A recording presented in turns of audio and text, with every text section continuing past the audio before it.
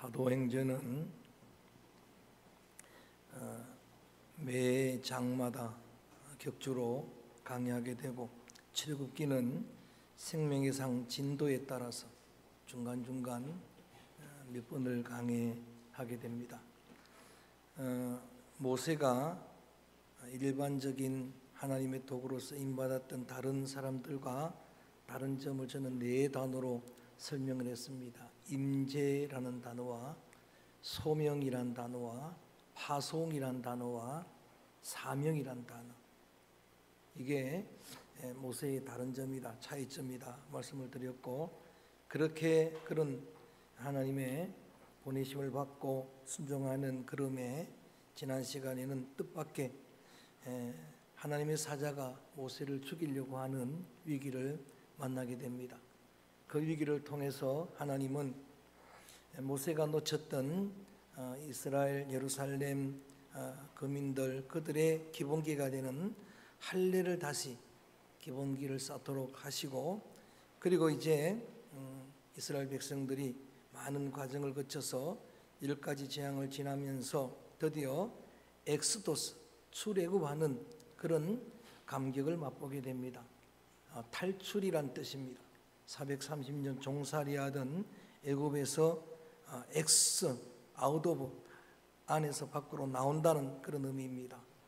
그렇게 탈출한 이스라엘 백성들, 해방된 백성들을 광야의 왕의 대로의 길로 인도하지 않으시고, 여러분 좀 희미하게 보이지만 출애굽 여정을 저기 한 그림, 한 지도에 다 소개하고 있는 내용입니다. 이집트, 아프리카에서 출발해서 이제 쭉 이제 고센 땅을 지나서 오늘은 3번 자리에 와 있습니다. 3번이 서해주 운하, 홍해의 한 운하가 되는 그 홍해 앞에서는 그런 이스라엘 백성들인데, 하나님이 이스라엘 백성들을 오늘 1절 2절 말씀 읽어보면은 홍해 앞에다가 장막을 치라, 거기에 천막을 치도록 했습니다. 그래서 오늘 제목을 아예 홍해 앞에서 그랬습니다. 시작. 홍해는 대단히 위험한 곳입니다. 홍해는 전쟁이 일어나면 거기는 다 진멸하는 곳입니다. 거기를 생각하면은, 그 홍해 앞을 생각하면은 진퇴양난이라고 하는 사자성어가 기억나고, 사면초가라고 하는 그런 사자성어가 기억날 만한 그런 곳이 홍해다. 그리고 우리의 속담에 도간의 지라고 하는 그런 속담이 생각나는 자리가 홍해다. 하나님께서 광야길, 여러분 저 왕의 대로길, 쉽게 갈 수 있는 길, 그 길을 오히려 전쟁 두려워할까 해서 하나님이 인도하는 길이 말이 광야길이지 길이 없는 곳입니다. 길 없는 광야길로 인도하시는 의미를 오늘 기도자의 말대로 하나님의 깊은 뜻을 깨닫기 전에는 잘 이해할 수가 없습니다. 이스라엘 백성들을 그같이 인도하셨던 하나님은 오늘 저와 우리의 걸음도 때로는 홍해 앞에 세울 때가 있습니다. 홍해 앞과 같은 그런 코로나의 홍해라든지 질병의 홍해라든지 사고의 홍해라든지, 어쩌면 지금 또 그 앞에 서 있는 그런 성도들도 있을 수가 있습니다. 하나님께서 그 길로 인도하시면서 의도하심이 3절로 돌아가서 한번 읽어봅니다. 3절, 오늘은 제가 목을 조금 아끼기 위해 천천히 조그맣게 할 테니까 그럼 크게 한번 읽어보시기 바랍니다. 시작. 바로가 이스라엘 자손 말하기를 그들이 그 땅에서 멀리 떠나 광야에 갇힌 바 되었다 하리라. 바로가 생각할 때 이제 출애굽한 백성들이 홍해 앞에 진을 치고 장막을 치는 것을 보고서 착각하도록 만들겠다라는 이야기, 오해하도록 만들겠다.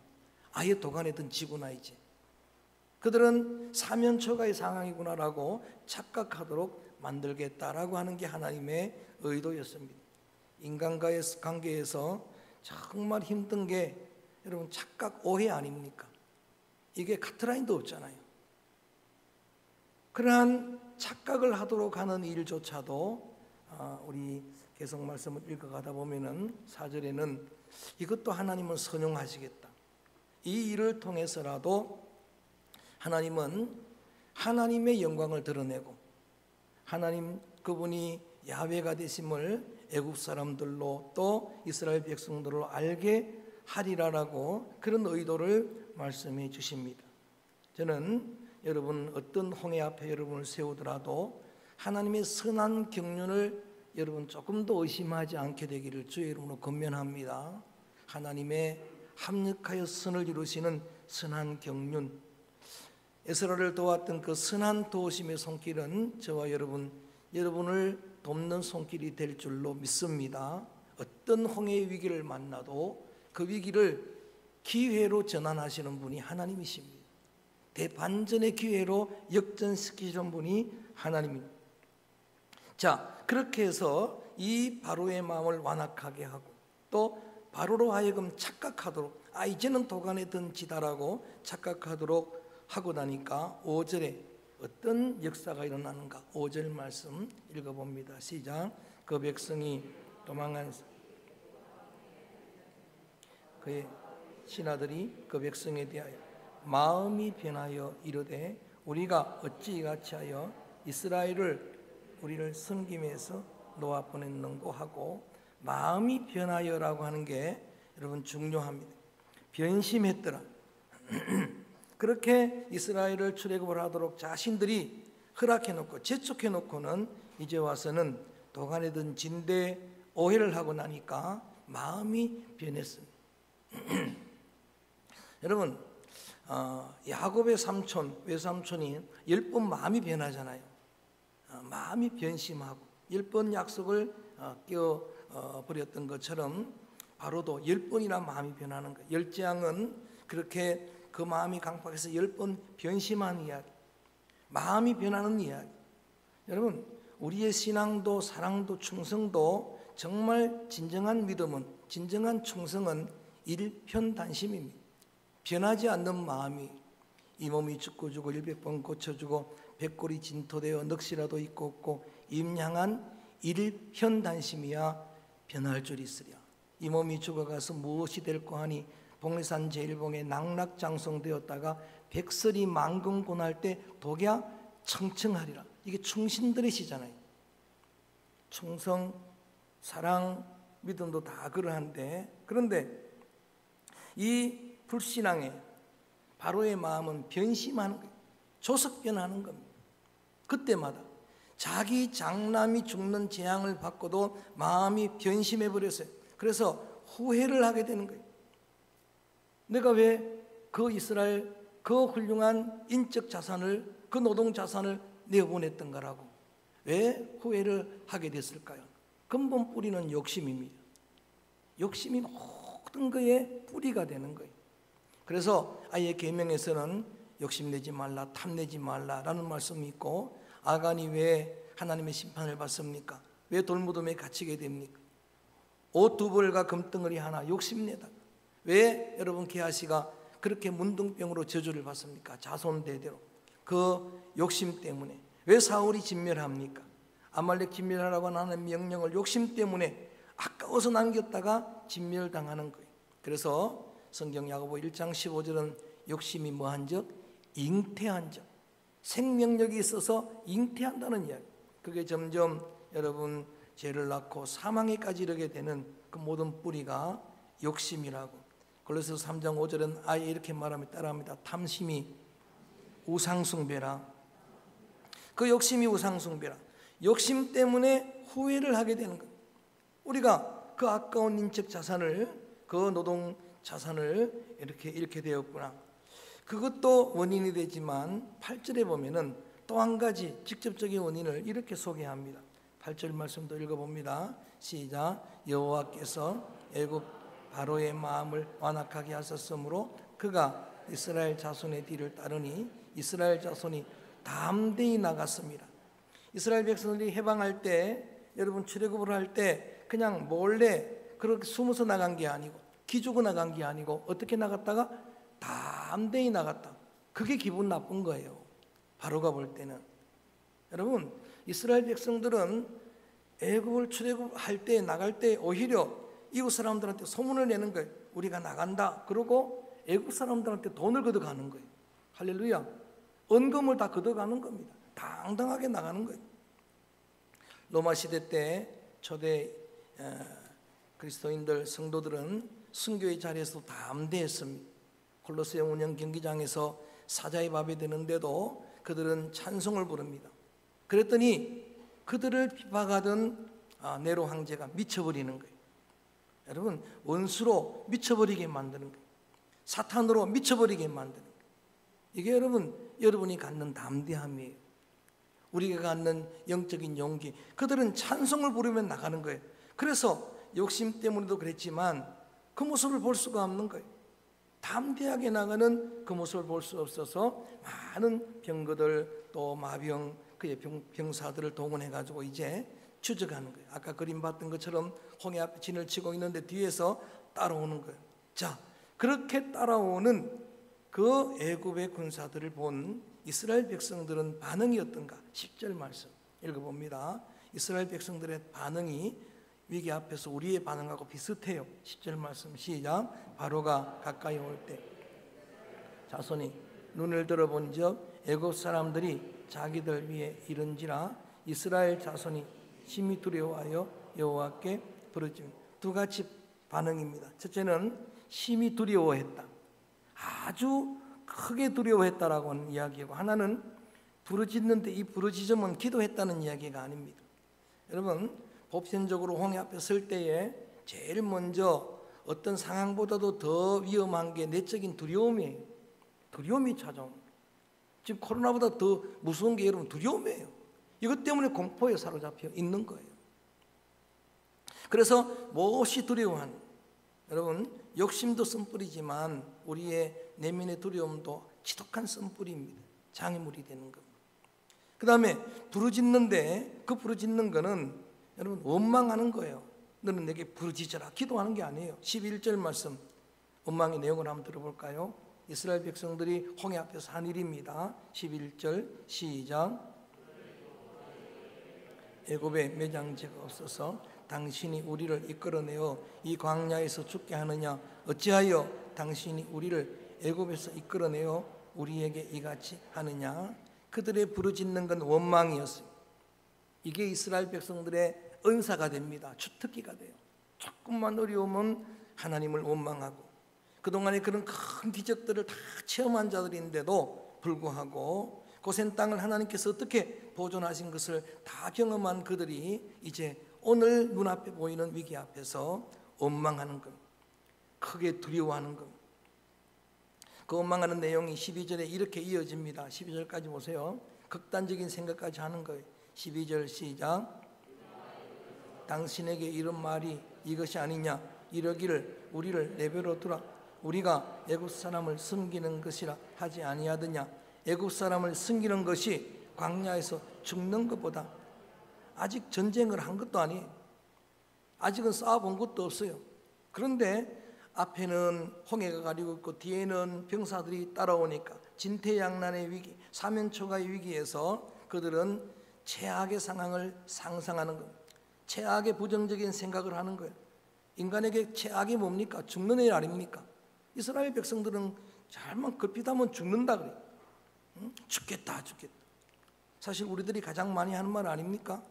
여러분들 안부를 물으면 목사님 죽겠습니다. 어떻게 삽니까? 죽지 못해 삽니다. 다 그러잖아요. 심지어는 뭐 좋아서도 죽겠대요. 좋아서 왜 죽습니까?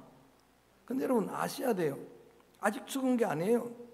최악이 그런 거라면 그것까지 여러분 감수한다고 하면 무슨 걱정이 있습니까? 나중에 민수기 14장에 여러분 잘 아시는 대로 이 원망하던 백성들은 그대로 그 은사를 가지고 조금만 더 어려우면 원망하고, 아직 전쟁도 하기 전인데도 정탐하고 와서는 원망을 하기 시작합니다. 극단적인 생각을 합니다. 우리는 그들에 비하면 메뚜기입니다. 저 광야에서 메뚜기처럼 죽게 될 것입니다. 주님은 분명히 말씀하십니다. 너희 말이 내 귀에 들린 그대로 내가 시행하리라.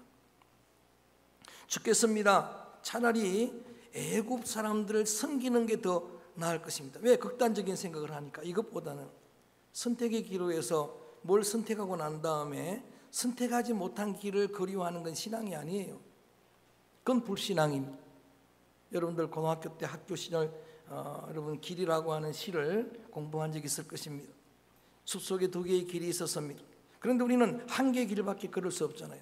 근데 그 시인도 나중에 그 길을 건너서 지나간 날을 돌아보니까 못 걸은 길인 못내 아쉬운 거예요. 하나님의 절대 섭리를 믿는 자들은 이런 믿음을 가지고 있어요. 지금까지 여러분을 인도하신 하나님은 여러분을 최선의 길로 인도하신 줄로 믿습니다. 좀 아멘 좀 하소. 할렐루야. 박장모님 믿습니까? 할렐루야. 하여사가 최고의 길인 줄로 믿습니까? 오대양 중에 하여사를 선택했는데 최고의 여러분 선택이에요. 그걸 그리워하고 여러분 저도 마찬가지로 두 기로에서 늘 선택을 했잖아요. 목회도 마찬가지로 김포가 있었고 여기도 있었고 그런데 단 한 번도 상상도 안 했어요. 그렇게 선택해서 어떻게 됐을까? 그건 내 길이 아닙니다. 그래서 차라리 그때에 우리가 잘못 선택했다. 그때에 그냥 평생을 종으로 자손대대 종으로 살 거리라고 후회가 막심한 겁니다. 이게 이스라엘 백성들이 표현하는 그들의 반응이었어요. 두려워하고 또 후회하고. 자, 이런 모습을 쳐다보면서 그때 발휘된 소명, 사명의식, 파송의식 가졌던 그의 리더십이 드디어 드러나는데 모세의 리더십이 발휘되는. 그래서 오늘 본문으로 잡은 게 13절 14절인데 13절 말씀, 그 홍해 앞에서 두려워 떨고 있는 자들, 잘못된 선택이었다라고 원망하던 그들 앞에 모세가 보인 리더십이 이런 거예요. 그때 지도자는 이렇게 말해야 돼요. 13절 한번 크게 모세의 심정에 대해서 말합니다. 시작.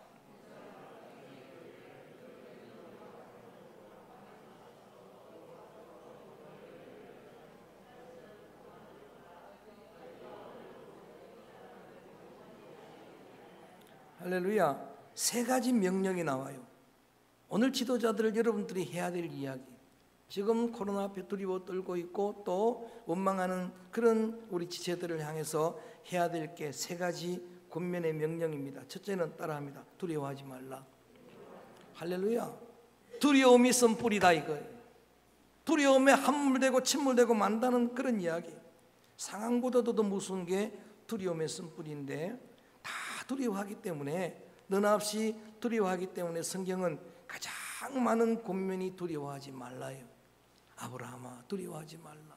이사가 야곱아 두려워하지 말라. 모세야 두려워하지 말라. 여호수아야 두려워하지 말라. 야곱아 이스라엘아 두려워하지 말라. 예수님도 제자들에게 너희는 세상에서 환난을 당해도 담대하라. 두려워하지 말라. 할렐루야. 저는 오늘 이 시간 주님의 이름으로 명령합니다. 권면합니다. 여러분 속에 아직도 잔재해 있는 어둠의 두려움의 영이 물러가기를 주의 이름으로 축원합니다. 두려움을 향해서 명령하라는 거예요. 여러분 이러한 실망스러운 모습을 보이는데도 지도자 모세는 그들을 먼저 위로하는 거예요. 그들의 마음에 위로를 주는 거예요. 두려워하지 말라. 놀라지 말라. 나는 명령과 함께 또 한 가지 권면하는 내용이 가만히 있으라 이런 이야기. 가만히 있으라. 이게 여러분 우리에게 주시는 명령이에요. 뭘 싸워야 되는데 뭘 해야지 뭐가 문제가 풀릴 것 같은데 여러분 속수무책일 때는 가만히 있는 게 최고의 대책입니다. 내가 뭐 손을 쓸 수 없을 때는 그때는 가만히 있는 거예요.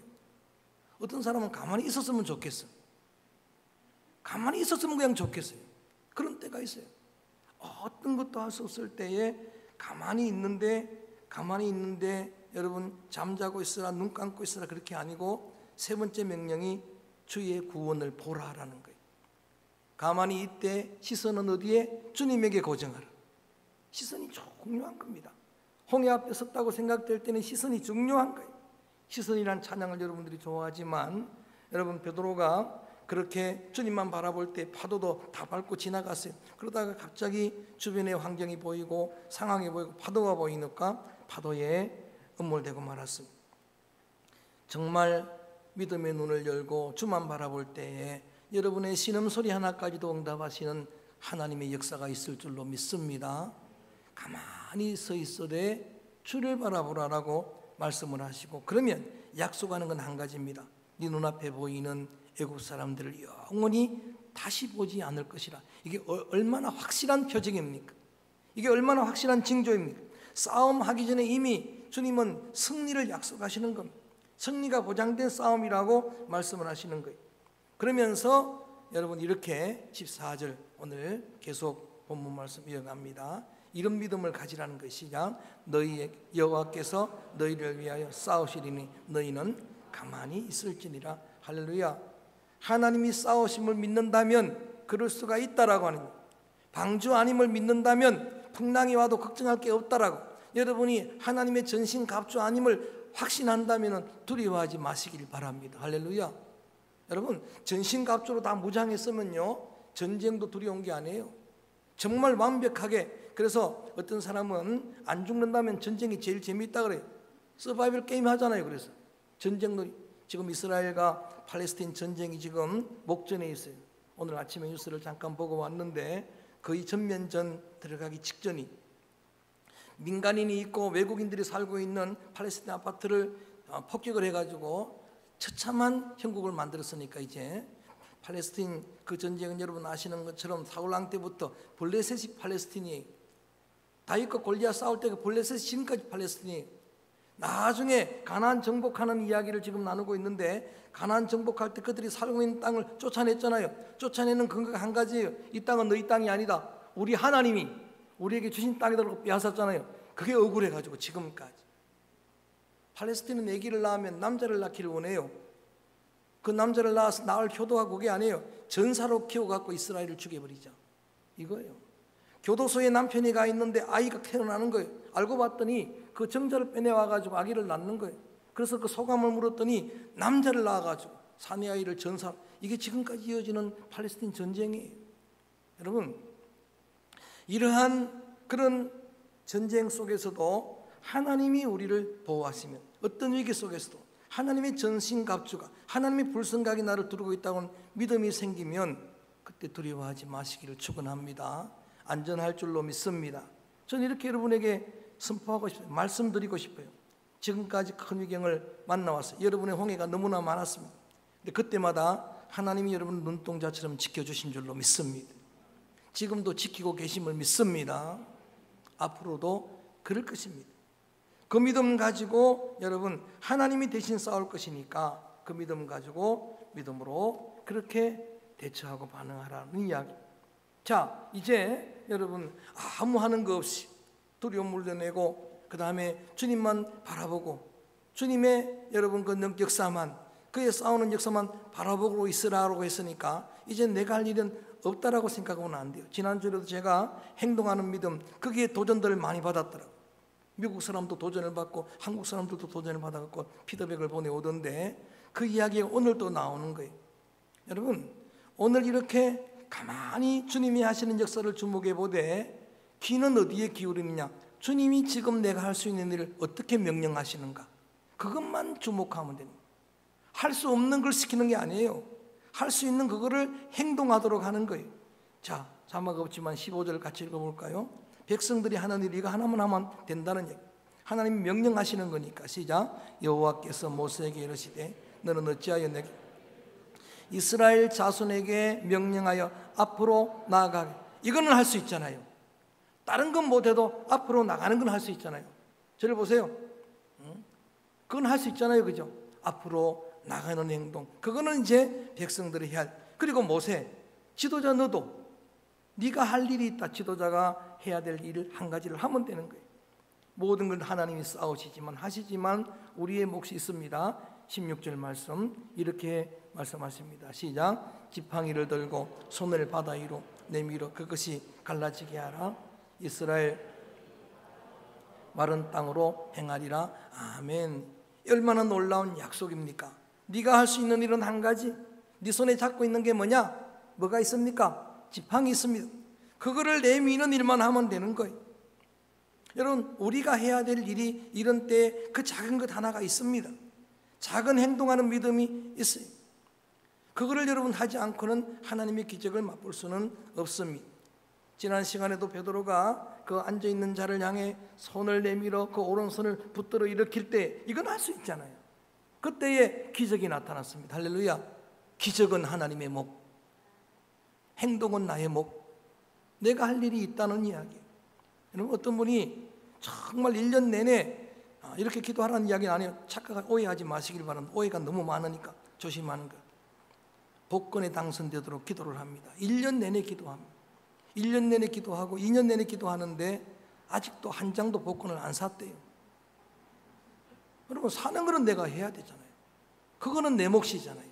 그래서 이렇게 여러분 아는데 그 지팡이가 무슨 힘이 있습니까? 그 모세가 무슨, 앞으로 나간 백성들이 무슨 힘이 있으니까 하나님이 그때부터는 역사하시는데, 우리 한번 21절 말씀도 자막 없지만 읽어봅니다. 좀 감격 가지고 읽어봅니다. 시작. 모세가 바다 위로 손을, 여호와께서 큰 동풍이 밤새도록 바닷물을 물러가게 하시니 물이 갈라져 바다가 마른 땅.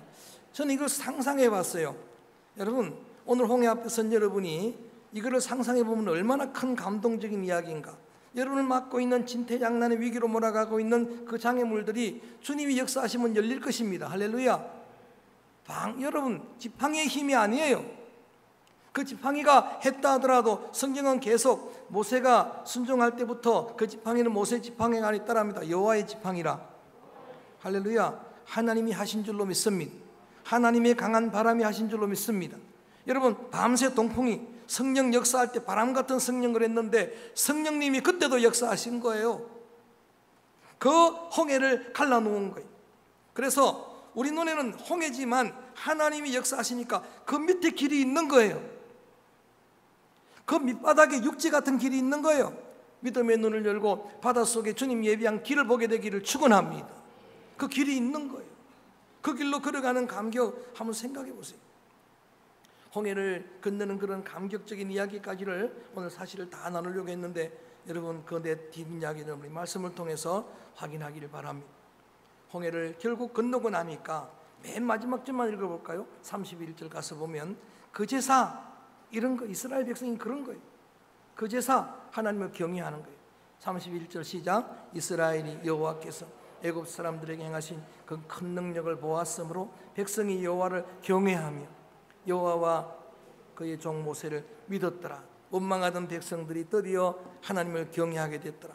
애굽의 모든 병사들, 그 병거들, 마병들이 다 수장된 다음, 다시 물이 흐르게 돼서 수장된 다음에 여러분 그들이 이 제사 하나님을 경외하고 모세를 믿었더라. 이게 14장 내용의 전부입니다. 사실 홍해 사건은 제가 구속사적으로 처음에 여러분 출애굽기 할 때 설명했던 그 말씀으로 조명해 보면은 너무 중요한 세례 사건이었다 그랬죠. 고린도전서에서 사도 바울은 홍해는 세례다. 그렇게 바다로 들어갔는데 안 죽고 나왔으니까 세례다. 거듭나는 거다. 새롭게 탄생하는 거다. 새롭게 교회 시대를 여는 거다. 그렇게 해서 설명을 해드렸는데 거기까지 조명하지 않더라도 오늘 사실 여러분의 홍해 앞에서, 여러분이 오늘 우리 함께 겪고 있는 이 코로나 홍해 앞에서 믿음의 안목으로 눈을 열고 보게 되면은 그 밑으로 주님이 예비하신 새로운 길이 열리게 될 줄로 믿습니다. 끝나게 될 줄로 믿습니다. 정식될 날이 오게 될 줄로 믿습니다. 여러분을 고통 가운데 몰아넣는 고난이라고 하는 그 여러분 그 고난의 시련이 오늘 기도자의 말처럼 여러분을 단련하는, 합력의 선을 이루는 소중한 축복의 방편이 될 줄로 믿습니다. 하나님이 하시면 될 줄로 믿습니다. 그래서 홍해 앞에 서 있지만 두려워하지 말고 권면한 대로 좀 그때는 가만히 있고, 가만히 이때 여러분 주님만 주목해보고 주님에게 시선을 고정해보고 그 다음에 귀를 주님에게 기울이면 할 수 있는 그 무엇인가를 명령하십니다. 거창한 거 말고 거대한 거 말고 그 하나를 하면 되는 거예요. 지금 이때 한번 기도해 볼래? 하면 되는 거예요.